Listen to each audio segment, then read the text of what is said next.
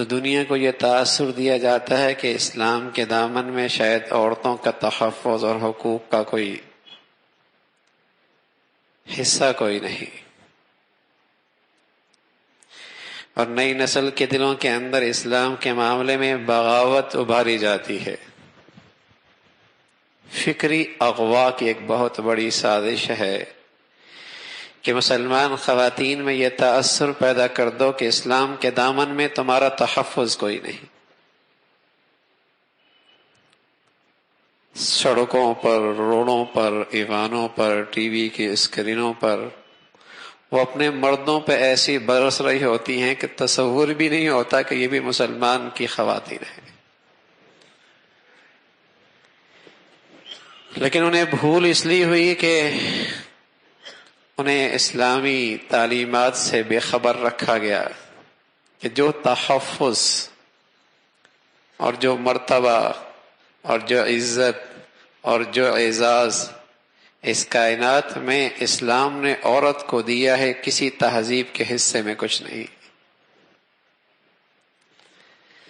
اللہ کے نبی صلی اللہ علیہ وسلم کا ایک بہت پیارا ارشاد ہے۔ آپ علیہ الصلوۃ والسلام فرمایا کرتے تھے، خیارکم خیارکم خیارکم خیارکم لنسائکم وانا خیارکم لنسائی، او کما قال علیہ الصلوۃ والسلام۔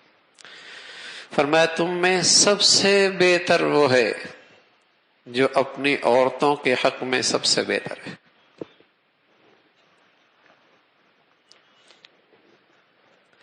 اللہ کے نبی صلی اللہ علیہ وسلم کا یہ ارشاد دیکھیے اور دنیا کی موجودہ تہذیبوں کا حال دیکھیے۔ پھر فرمایا میں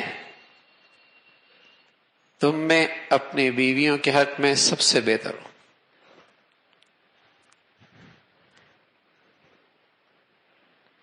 دنیا کے جن تہذیبوں میں عورتوں کے حقوق کے ڈھنڈورے پیٹے جا رہے ہیں، وہاں عورت کی حیثیت ٹیشو پیپر سے زیادہ نہیں ہے۔ وہاں اگر عورت بیوی کی شکل میں ہے تو اس کا کیا حال ہے، اور ماں کی شکل میں ہے تو جسے کہیں کہ ان کے لیے الگ گھر بنا دیے گئے۔ باپ کے بیٹے کے پاس اپنے ماں کے لیے وقت کوئی نہیں۔